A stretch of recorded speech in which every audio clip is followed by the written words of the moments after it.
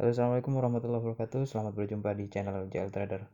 Oke teman-teman, untuk video kali ini saya akan menjelaskan tentang zona sideway ya, di mana di sini di time frame M15 ada potensi sideway. Karena apa teman-teman? Di sini memang ada re-entry buy untuk time frame H1, dan di time frame H4 ini adalah zona re-entry sell. Nah, jadi antara H1 dan H4 ini adalah tren yang sangat berbeda ya teman-teman. Sedangkan di H1 ada momentum buy, di mana dia harus melanjutkan perjalanan untuk buy, namun di H4 ini adalah zona re-entry sell. Nah, biasanya semacam ini dia akan menjadi tarik menarik harga antara naik dan turun. Nah, oke, di time frame M15 kita dapat lihat juga di mana zona ini adalah zona MHV buy. MHV buy yang akan membawa kepada harga tertinggi, di mana di sini ada MHV sell di M15. Nah, setelah itu kalau kita lihat di sini teman-teman, ini adalah area entry untuk buy ya, untuk sementara, di mana dia akan mencari area tertinggi di time frame H1. Namun di H4 juga ini adalah sudah berada di kawasan tertinggi di H4 ataupun re-entry H4, re-entry sell. Nah, re-entry sell H4 akan valid ketika adanya momentum M15 teman-teman. Nah, momentum M15 di sini belum terjadi.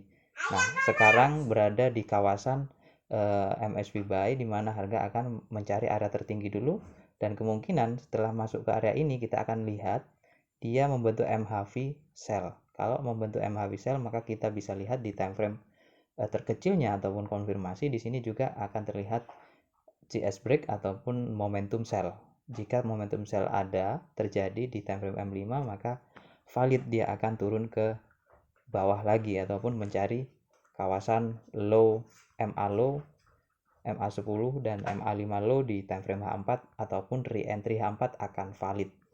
Nah, di sini jadi polemik ya teman-teman, di mana di sini ada di H1 kita diperlihatkan untuk mencari re-entry buy, namun di H4 ini adalah kawasan re-entry sell ataupun MHV sell H1. Kita akan lihat kalau di sini nanti terbentuk MHV sell H1, maka bisa ambil open posisi sell dengan time frame konfirmasi ya teman-teman, karena ini berada di kawasan tertinggi H4. Nah, oke, mungkin itu saja yang bisa saya jelaskan.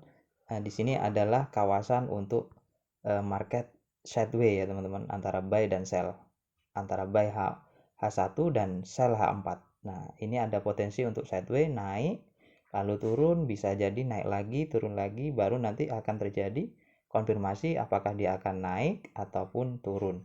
Jika dia naik, maka targetnya adalah MHV sell H4 ataupun area tertinggi H4 di kawasan ini, kawasan MA50 sampai ke top Bollinger Band. Oke, itu saja yang bisa saya sampaikan. Untuk BTC masih akan ada potensi untuk sideway ya teman-teman. Dia akan bergerak di antara MA510 high sampai ke MA510 low di H4 ataupun MHV sell di H1.